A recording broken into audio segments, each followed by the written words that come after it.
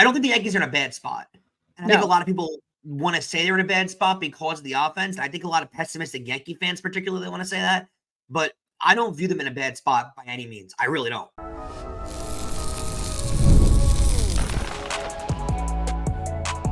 You are Locked On Yankees, your daily New York Yankees podcast. Part of the Locked On Podcast Network, your team every day. Welcome to Locked On Yankees, which is part of the Locked On Podcast Network, your team every day. Thank you for making us your first listen every day. I'm one of your hosts, Stacey Gotsoulias. This episode is brought to you by Booking.com. Booking.com, Booking.yeah. The right stay can make you a fan of any city, even your baseball rivals. Book today on Booking.com, the official accommodation partner of Major League Baseball. Get the Booking.com app today. With me, as usual, is my co-host, Brian McKeon. I will bring him in momentarily because I nearly forgot to do that. Here he is. How are we feeling? How are we feeling today? Fine. Confidence-wise, not really dead. Brand new series. Best 2 out of 3. Right. That's exactly what it is. Before we get started, don't forget, subscribe to the podcast on whichever podcasting platform you prefer. Subscribe to our channel on YouTube, like our videos, hit the bell so you know when those videos go live. Leave comments as long as they're nice. On today's show, we're going to look at the NL Division Series because there's no stopping the Mets. And we're going to be talking about what the Yankees offense needs to do to win Game 3. But first, let's talk about Clark Schmidt, because is he ready for Game 3 in Kansas City? Yeah, I feel like he definitely should be, right? Like, Clark Schmidt's a gamer. Clark Schmidt's a bulldog. I don't really have a lot of I think I have more fear, honestly, going forward with a Luis Heel start than I do in a Clark Schmidt start. Yeah. I don't know why. It just feels like Clark Schmidt doesn't really won't feel the pressure as much. So I'm confident in Clark Schmidt. I feel confident in the team going forward. What the least confidence that I have is the fact that they have to face another ace out of Kansas City in Seth Lugo. Right. But other than that, I'm not I'm not feeling incredibly nervous like I have in years past. Right. I think they still should win this series. Should. Although it would be an interesting development if all of these division series are lost by the higher seeds and the wild card teams get in. True. Because, yeah, that would be great for baseball. The Yankees, as we've spoken about many times, have faced Seth Lugo twice. They hit him in June, scored 4 runs off him, but he threw an impressive game in September and shut them out 5-0. They got nothing going. He had a ton of strikeouts. They just looked really bad against him. So it'll be interesting to see which team shows up. But as we've also been saying, this team is so much better on the road. Like, it was just so odd. Yeah. 50-31 on the road is unbelievable. You know, when you think about the home field advantage that the Yankees usually have, I feel more comfortable. Yeah, I, for some reason, feel more comfortable with them going to Kansas City right now. Yeah, we'll see what the crowd looks like, right? I mean, there is a lot of motivation for the crowd. The fact that it's the first home game in Kansas City, home playoff game, and it's got to be a decade, right? Mm-hmm. So, I mean, there's a little bit of a factor in that, right, for sure. You're going to have a full house there. They don't really pack the place that often, so there's a little bit more of an expectation there.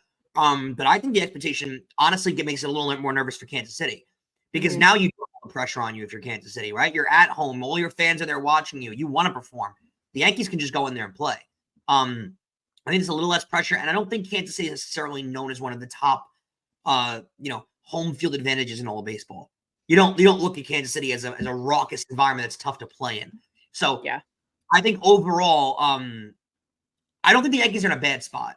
And I think a lot of people want to say they're in a bad spot because of the offense. I think a lot of pessimistic Yankee fans particularly want to say that, but I don't view them in a bad spot by any means. I really don't.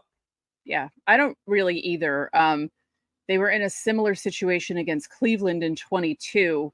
They actually lost that game and had to win the final 2 to win the series and, come back to New York and do it. So I actually think it'll be better for the Yankees to be the first ones at bat. I think that also helps them too, which is why they won so many games on the road. And what's funny too is they actually got off to good starts in both playoff games so far in the first inning. They weren't able to score in game 2, but they did get off to a really solid start. That's important too, especially a crowd that's going to be really amped up, going to be really excited. getting out, scoring an early run quiets them down immensely. So that's a big deal too. I really think it's going to be huge to see. This game's big to win because it sets you up perfectly for the rest of the postseason, right? If you win this game in game 3, you can now afford to pitch Luis Gil in game 4. You don't got to send Garrett Cole out there in game 4. Now, Garrett Cole will be on normal rest. That's key to mention. But you want to send Garrett Cole out there for game 4. You can use Garrett Cole for a potential game 5 if there is one, or a potential game 1 of the ALCS if there is one. That is also really huge to set up your rotation, because a lot of teams that go 5 in the DS wind up, setting themselves up for failure almost, because they go 5 in the DS and they've blown all their pitchers early on, and now they gotta start. You gotta go with a piggyback start in the ALCS in game 1 because you don't have anyone to really go in game 1. So overall, I think game 3 is a really big swing game. Yeah. But it is weird with these with the best of 5s, Stacey. Like, a lot of times you do see a team go up 2-1 and then blow it. Right. So it's a really interesting. Either way, I mean, I think game 3 is a swing game. It really is, and it's pivotal. But the Yankees aren't even screwed if they lose game 3. They're not, because game 5 will be in the Bronx. So I'm interested to see how they play this one, because everything coming out of the clubhouse seems like confidence. Everything coming out of the manager seemed like confidence in the comments that he made today. It doesn't seem like they're really shaking too much. No, I don't think they are. So Clark Schmidt gets the nod over Luis Gil, and I understand why, because other than his last start that he had against the Pirates, Schmidt was solid before he got hurt, and when he came back. Gil had hit a bit of a wall, because he had never pitched that many innings in his career, and it was understandable that he'd hit that wall. He had a pretty rough start against the Pirates that last weekend. Not that the Yankees had a great showing against the Pirates, but everything was nearly wrapped up, so they didn't really have to. Yeah. But I find it interesting. Schmidt obviously was talking to reporters. They do Zooms now, or, they had Zooms the other day before game 2. They spoke to Rodon and Oswaldo Cabrera and Aaron Boone, and they spoke to Clark Schmidt, and he had some interesting things to say about it. Like, they asked him if he was nervous, and he was basically like, no.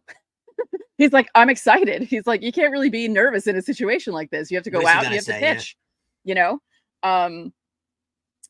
He was talking about how he has a close relationship with Andy Pettitte now, which I love that, because Jordan Montgomery, CC, Pettitte were all in a group text. And I like that the dynasty guys have these relationships with these younger pitchers. And I mean, can you imagine like the stories that Pettitte's telling them, and just the advice that he's giving? Because I mean, Andy Pettitte, who pitched more than Andy Pettitte when he was with the Yankees? Too. I saw Andy Pettitte more than any starting pitcher for the Yankees in my entire life, because I always ended up seeing him. There was one playoff run that I saw him in every single game. He pitched every single game I went to. I went to 5 games. So and who's got more like playoff clutch performances than him too? Like, he's the king of the playoff clutch performance. Right. And he's had some clunkers, but for the most part, he's recovered from those clunkers, and he'll come out and be fine the next start.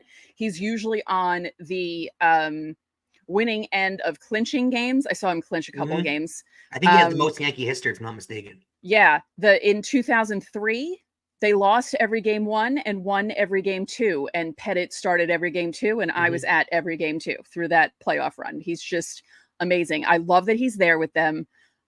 He was there when they clinched the AL East, celebrating with them. And I just love that these guys from the dynasty are advisors to them. I mean, I wish it would help a little more sometimes with some of these guys, but someone wants to be a co-host. Yes, I can see. Do you agree with me, Sweet Pea? She does. Yeah. It is key having the dynasty players be a part of this. I think it's a big deal. Just the experience alone. Right? Like, a lot of these guys, they've never been through this. They've never been through big playoff runs and stuff. The pressure that it involves. It's really key having guys like Andy Pettitte, who's got more experience pitching in big games for the Yankees than Andy Pettitte. Yeah. He's like the poster child for it. Other than Mariano Rivera. Yeah. Yeah. Literally. It's crazy. This is the quote I liked from Schmidt. He said, "This is every kid's dream to be able to start a playoff game for the New York Yankees, and to be able to have this opportunity is something I don't take lightly. I'm very much looking forward to it and kind of trying to seize the moment." Just go out there and pitch, man. Yep. I like the kind of pitcher he's become because, it was kind of iffy when he first started pitching for them. The knock on him was that he didn't last long enough. And it was like he always had the same kind of starts. Like he'd give up 2 or 3 runs. He'd barely last 5 innings. And then this year, before he got hurt, he was basically up there with Heel, like just unbelievable before he got hurt. Yeah. So I'm hoping that he pitches like he pitched before the injury and comes out, amped, but not as amped as Rodon, and that he doesn't fall apart like Rodon.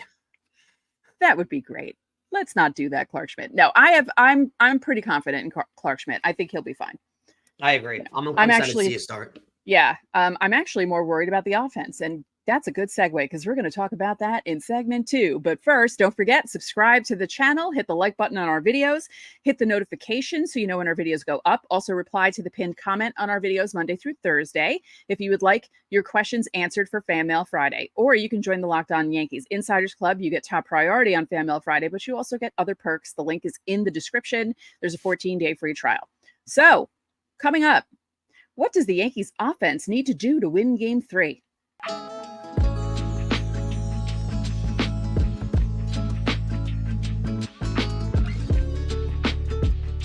Hey, NFL fans, you can start this season off with a big return on FanDuel, America's #1 sportsbook. So when you get a hunch in the middle of the game, you can check out the latest stats, view live play-by-play, and so much more on the same page where you place all your bets. Guys, NFL season is full swing. We're right in the spank middle of it. It's crazy how it's already been a month of the NFL season. You're starting to see teams form their what kind of teams they are. The standings are starting to look a little normal right now. It's really crazy. Baseball playoffs, futures you can get involved in. Everything is going on right now. It's the best time of the year. And when you sign up for FanDuel, you'll get started with $200 in bonus bets guaranteed when you place your first $5 bet. That's all available on FanDuel.com. And Locked On Yankees is also brought to you by Game Time. Do you love going to live events? If you do, you know there's something about the energy of being there in person. It's unbeatable. And I have so many fun memories at Yankee Stadium. I'm looking forward to making more of them the rest of 2024. And with Game Time, it's been easier to get the best tickets. They get a new feature called Game Time Picks, which does all the hard work for you. Instead of searching through thousands of tickets, Game Time Picks filters out the fluff and shows you the absolute best deals on great seats. And if that wasn't enough, they've got an all-in pricing feature. Just toggle it on, and it shows you the full price upfront with no surprises at checkout.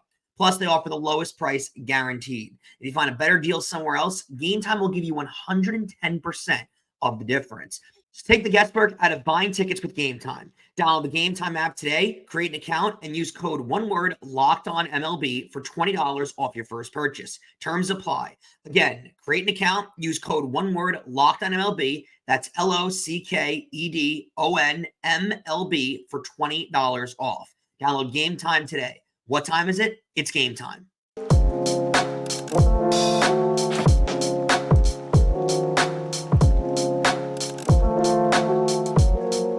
Don't forget that you can catch every pitch of the Yankees hometown broadcast with SiriusXM. Just download the SXM app and search the word Yankees. All right, Stacey, we are back. Yankees look to go forward with a pivotal game 3, actually. And you mentioned going into the last break that you're more concerned with the offense than when you're with the pitching. Give me some light on that, because it's interesting, because I kind of at first disagree with you, because the Yankees had their chances in game 2. Now, they didn't get the big hit. And that does become frustrating, but it concerned me more in years past and in different parts of this season when they would get runners on and not be able to score them, or they wouldn't be able to get runners on at all, right? They got guys on the base. They were hitting. They were creating traffic. They just couldn't get the big hit. So where does your biggest concern come from? Not getting the big hit. Really? You think that's going to continue, though? It feels like it. It feels like it. It feels like one of those playoff series where they just can't get it going. I don't know if it's just, this is the 2024 Yankees and this is how they are. And sometimes they have a bad week and it just happens to be at the worst possible time. I don't know if it's because of the layoff of so many days where guys are out of rhythm and they can't get things going. It's not always the pitching. You know, they were able to get to Reagan's, but then they just couldn't sweep the leg, so to speak. You know, they couldn't get that big hit. And, you know, after a certain point, they didn't really do that much either. Like, it was just easy for Kansas City's pitchers to get through the lineup. So, you know, the chances that they had were more at the start of the game. And it just feels like another one of those disappointing, you know, the offense craps out at the end of the season kind of deals. I mean, I could be wrong. You never know. They could come out tomorrow, surprise the hell out of everyone, and score 3 in the first, or not tomorrow, tonight, scoring 3 in the first inning off Lugo. You know, I mean, he's not Cy Young. Yes, he's had a good year, but they did get to him in June. So I should come up with a newer reference in Cy Young that's like 120 years old, but you know what I mean. Let's also not forget too, it's not like Kansas City has necessarily been hitting the cover off the ball either. Right. I mean, they had that one big inning. They only scored in the one inning, and that was it. The rest of that game, yesterday, 2 days ago, whatever it is, the rest of that game, they weren't scoring at all. They really couldn't do anything on offense, and they had a lot less traffic than the Yankees had on the base paths too. Yeah, they really didn't cause a lot of stress, a lot of stressful innings, not a lot of guys on scoring position. So I don't know. I'm not that, as you know, weird as it sounds, afraid of Kansas City's offense. I guess I do get what you're saying. I'm afraid of the Yankees offense. I'm afraid of the Yankees offense. The thing that bothers me about Kansas City is they've neutralized Bobby Witt Jr. He's done nothing in this series, but they keep giving up hits. They keep giving up hits to the ninth hitter. They allow Michael Garcia to get 4 hits. Yeah. Like, what are you doing? Like the game plan for Witt is great, but don't forget about the other guys, and don't forget about the lower part of your lineup, of the opposing lineup, because that was also a very big issue with the Yankees this season. It always seemed like they were burned by the ninth hitter on a lot of teams. That's my fear. My fear too is the fact that Bobby Witt's done nothing, and you got to think the player like him's going to wake up at some point. Right. Like he's going to figure things out at some point, and when that happens, it you know, then it gets a little scary. He's done nothing in this postseason for them so far, which has really been, I mean, you know, key for the Yankees. Again, they've neutralized for the most part. I mean, other than Salvador Perez, but they never neutralized him. It doesn't matter who's in the end. Cy Young could pitch for the Yankees, and Salvador Perez would hit off of him. Seriously. It really doesn't matter. Other than that, though, they've neutralized most of the Royals' order. So it hasn't been the Royals' offense that's really killed them. You know, that's where I get my confidence from, though. The fact that the Yankees had traffic on the bases in Game 2, they had their opportunities. I mean, they're 1 or 2 big hits away from winning that game 5-4. They are. And they got the big hits in Game 1. So, you know, to sit here and believe that they're not going to be able to get it, I lean more on the fact that Game 2 was probably more likely just a bugaboo start that you lose. You know, those games happen throughout the season. Sure. It doesn't feel like a game where you watch it and you're concerned for the rest of the series. So go out there, and I think it'll be key to try and create a statement. And I think it would be huge too. What would give me a lot of confidence and really give me, you know, a feeling the Yankees are going to win this series? If Aaron Judge homers in the first inning, which he's done a lot this year, if he homers in the first inning, it'll be like, all right, it's on. Because hasn't been able to get the bat going. Again, people overreact because it's been 2 games, Yankee fans. 2 games. Other than that, though, I can't not have confidence going forward. And I think, you know, if you're a Yankee fan who wants to be pessimistic going forward, I guess you've got a point. But again, the Judge stuff, overblown. It's been 2 games. I've got a lot of confidence in them figuring it out going forward. It would be nice. It would be nice. I think, but the big key, I really think that they need to set the tone early and score. If they get runners on in the first inning, they need to score at least one of them. Just get someone and just get a run on the board, because that also makes it better for Schmidt if he comes in with a lead in the bottom of the first. I'm just speaking for the people who, it's just so funny that Yankee fans have basically turned into Met fans, and Met fans are like the happiest people on earth right now. Because there has been so much disappointment in the playoffs in the last how many years now, that when you see the offense do what they did on Sunday, it's really, here we go again. And it feels like an every year thing, even though it's not, but it's just, I understand why people are feeling that way. Do I honestly feel that way? Not real. I actually feel confident going into this game for some reason. I don't think they're going to crap out. I really don't. And they have, what's weird to say too is they've had so many runs in the last couple of years. This team actually has playoff experience. Right. They're not the young and dumb team. They have playoff experience. I don't think they panic going into games like this. And to the point, if they go down 2-1, I don't think they panic. No. I think they have that experience and they've had enough comebacks in playoff series. I don't think they panic going forward. I don't. I mean, I would prefer for them to go up 2-1. And you know who panics if the Yankees go up 2-1? The Royals. Right. So, you need there's a chance it can happen with the Mets, which we'll get into in the next segment. Yeah. So here are the keys. I think they need to get things started early. They can't let Lugo get settled in because if he does, they're not going to do anything against him. And he's going to have a similar start to what he had in September when he threw like 7 innings and gave up, 2 hits, something crazy like that. So they need to get things going early. And once someone is on base at first base and there's an out, can someone start running to try and avoid the double play? I mean, it's like they've hit into 500 double plays this season, and that's almost not an exaggeration. I mean, they led the league in double plays. Also, what they did really well in Game 2, which didn't get noticed just because of everything that happened with the game. They got Reagan's pitch count up really, really, really quick. Right. Do that with Lugo too, because their bullpen, although it had a really good September, their bullpen was not good the rest of the year. Yeah, they need to get his pitch count up. Don't let him settle in. Make it so he's out in the 4th inning, and then get to the bullpen. And maybe they can go up 2-1. That would be lovely. I would love that. Also, the Yankees didn't fly out to Kansas City right away. They did it on Tuesday. They had practice at the stadium, and then they were flying out because of, I think, the Monday Night Football game or the Sunday Night Football game. When did the Chiefs play? Monday night. That affected hotels. So they had to wait the extra day. Yeah, that's what Aaron Boone said, which I thought was interesting. Zen baseball, everyone. Don't go in panicking. Honestly. They should be the experienced team here. Right. They have the experience. I know they're going into Kansas City, but again, they're so good on the road. I feel like they have the upper hand. They won 3 out of 4 in Kansas City. And they made it look easy. And the only reason they didn't win 4 out of 4 was because of Clay Holmes having a meltdown. So just get your confidence up, people. Stop being chicken littles. Coming up next, we're going to talk about the Mets, the Phillies, and we still have to talk about the Padres, Dodgers. They're playing as we record this, but we have to talk about the ridiculousness because there's more ridiculousness with Manny Machado and all that stuff. So we're going to talk about that next.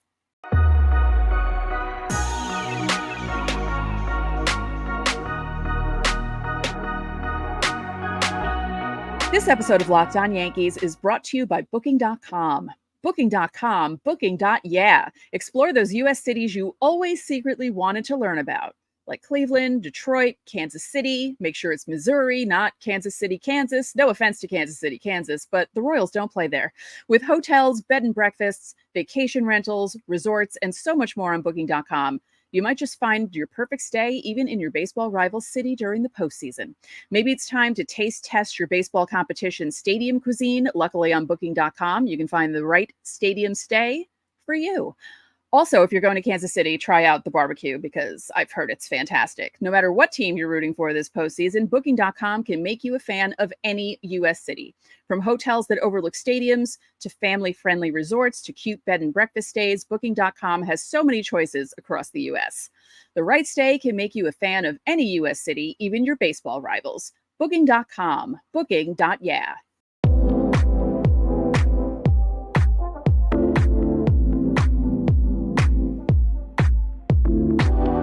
Can anyone stop the Mets? Clearly not. A 7-2 victory. Sean Manaea turning the clock back. Really was incredible in this game. Mets bullpen looked good. Mets offense looked good. It really felt like Philly was never in this game. Never. At all. And Nola wasn't bad. Right. Like, Nola pitched well, and yet the Mets just, kept, chipping away. Got the victory, 7-2, going into now Game 4 at Citi Field later on tonight, which who knows what's going to happen. Phillies put Ranger Suarez on the mound, who's an all-star, is a really, really, really good pitcher. And then they'll get Wheeler in Game 5. So the Mets, I think, do still have an uphill battle when it comes to, starting pitching, because the Phillies just can throw out a million great starting pitchers at you.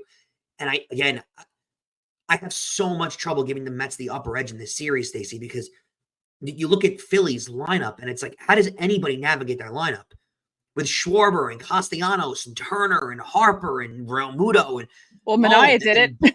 Boom. I know, but that lineup is so ridiculous. There's like 7 all-stars in that lineup. They're so good. But I mean, like you said, it takes the Phillies playing poor like this, and the Mets coming in hot and winning all these games. That's all it really takes. And the Mets are doing it right now. They really are. I mean, you remember, well, you might never remember because you were like 9 when this happened, but when the Yankees played the Tigers in 2006 and everyone was talking about how great the Yankees lineup was, is one of the best lineups you ever saw. They got bounced out of the division series. So young Justin Verlander. Yeah, I remember that well. Did I go? Oh, yeah, no, I went to a game that year. Yeah. They lost. It was a rain out. We were stuck in the rain, and then they rescheduled the game for the next day. And who hit the home run off Moose? I can't remember, but yeah, it was like as soon as that home run was hit, I was like, they're not winning this. The rain delay screwed it up. I knew it. I felt it. I was like, they're not winning this series. It's not going to happen. Sometimes you just know. And I don't know. I feel like the Mets are going to win this. I don't think the Phillies are winning it. They're being embarrassed by the Mets. It's interesting. But again, it takes one game to turn it around, and then it goes back to Citizens Bank, and then who knows? Yeah. And then Padres, Dodgers, I feel like the momentum is going more and more towards the Padres here. There's so much bulletin board material being made for the Padres. It's crazy. How do you not have confidence going forward if you're San Diego? I mean, seriously. It's ridiculous because even Max Muncy in his press conference today said like, shut up. Like, please stop. Just stop talking about it, because these guys are going to come out and hit 9 home runs against you now because you're firing them up. You know, right. Between that, the video being sent to MLB, like, did Manny throw the ball a little hard into the dugout? Yeah, but was he really trying to hit someone? Yeah. Like, come on. And this thing is being examined like it's the Zapruder film from the JFK assassination. Like, it's absolutely ludicrous. And it's making this be a spectacle, like, because it's not even about the games now. It's about this ridiculousness that's happening between the games. And also, like, let's acknowledge too, like, you're the Los Angeles Dodgers. You signed Ohtani and Yamamoto, the 2 biggest free agents going into last postseason. You have a $300 zillion payroll. Go out there and beat the Padres. Stop trying to report to Major League Baseball to get Manny Machado removed from the series because you want him suspended because he threw a baseball into the. Stop it. Yeah. Go out there and beat them. You have a gazillion-dollar payroll. They look like babies. Right? You do. Like, you look ridiculous complaining about this. Yeah. I mean, even LA fans are like, all right, enough now. Like, you guys are actually embarrassing us. This is ridiculous. Like, if the Yankees pulled something like that, I would be so embarrassed. I'd be like, could you guys stop? Just stop it. It's embarrassing now. It's ridiculous. And, the Padres have Michael King going. Walker Buehler's going for the Dodgers. By the time you guys watch this, that game will be over. But as we record this, it's right before it starts. And I think the Padres might have the edge. I agree. I think they have the edge in the series. I really do at this point. I think so too. I think the momentum really, because all the series that were tied 1-1, it happened differently, right? Well, Cleveland and the Yankees were the same. They started off with wins. They lost the second game. The Dodgers started off with a win. They lost the second game in a really big, embarrassing way. Plus all the stuff happening with the fans throwing things on the field. And again, the Padres getting fired up from that too. And again, because of the Padres pitching because of them playing in the wild card series, they now, I guess it comes to an advantage now. They have their best pitcher now going in game 3. Yeah. So it's reversed, and it's not. I don't think it's a good outlook for the Dodgers. I really don't. I don't either. I mean, stranger things have happened, but by the way, the word that Dave Roberts used to describe Manny Machado's ball thrown into the dugout, unsettling. Dude, you played in the major leagues. Like, stop. Like, well, there are graphics going around. Photoshopped pictures of Dave Roberts. With bandages on his body and this other stuff, and GIFs, whatever you call it. I call it GIF, but everyone else says GIF. People are using them from what is that one? Was it a movie or a TV show where the guy's like sitting on the ground with the cops and he's like, I've been murdered. Like people are using that. And I mean, at least it's producing very funny things on the internet, but everything else about it is embarrassing. It's just embarrassing. And just play on the field. Stop yapping. Stop complaining. Stop doing all this outside stuff. You know, oh, the Padres were mean to us. That's basically what it equates to. It's so, no, it's silly. That's embarrassing. You're grown men. Stop it. Stop it. So you have Cleveland, Detroit, Yankees, Royals on Wednesday. All four on Wednesday. Oh, right. That's right. Because the schedule, I can't get over how stupid the schedule is. But yes. All right. All 4 games. So it's a busy. Hope you're off from work. Yeah, it's a busy baseball day. So if you are off from work, you know, DoorDash or, you know, order pizza, do some stuff and just stay on your recliner all day long. Have yourself a day. Because I might do that. I think my plan is going to be working out in the morning on my bike and then planting my rear end in front of the TV and watching baseball for like 12 hours. That sounds like a pretty good game or a pretty good day. I wish I was home. I would try to do the same. Yeah, working from home thing is great. I recommend it to everyone. So, okay, let's end this on a good note. Everyone, go in with a positive attitude for Game 3 in Kansas City. We're going in with a positive attitude, so can you. And I'm going to call some of you out. Jared Williams, just chin up. Chin up, guys. Chin up. Thank you for making Locked On Yankees your first listen today. Now go check out the Locked On MLB podcast. Prepare for the Fall Classic with Sully, who has it all covered every single day. He's had a lot to talk about lately. The link to Locked On MLB is in the description, so you don't need to search. It's part of the Locked On Podcast Network, your team every day. And make sure you check out the Locked On Yankees postcast right here on Locked On Yankees in our feed, as well as streaming on the Locked On Sports New York YouTube channel. Get rapid reaction to all the biggest moments with the Locked On Yankees postcast. So that'll do it for this edition of Locked On Yankees. I'm Stacey Gotsoulias. And I'm Brian McKeon. We'll see you after Game 3.